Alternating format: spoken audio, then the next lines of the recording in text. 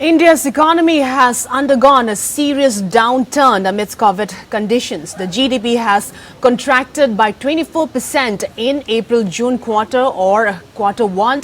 In other words, the total value of goods and services produced in India in April, May and June this year is 24% less than the total value of the goods and services produced in India in the same 3 months last year.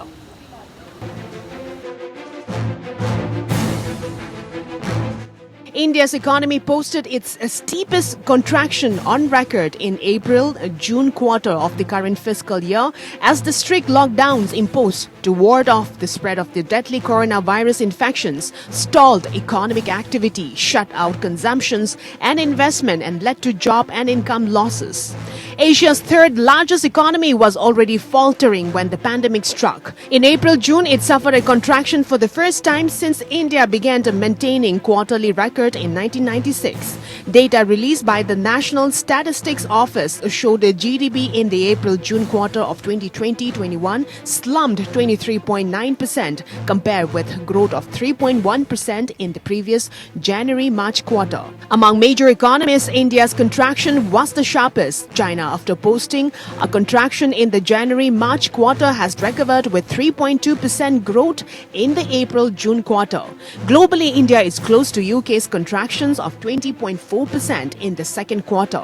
Agriculture was the only bright spot. The sector, which have benefited from a robust monsoon, rose an annual of 3.4% in the June quarter compared with a growth of 3% in the June quarter of 2019-20. On a quarterly basis, recessions deepened in the manufacturing sector as it posted 4 consecutive quarters of contraction while the construction sector declined for the third quarter in a row. The services sector, which accounts for nearly 60% of the economy, slumped to 20.6% in the June quarter compared to a 4.4% growth in the previous. Services such as hotels, restaurant, hospitality and airlines have borne the maximum burn.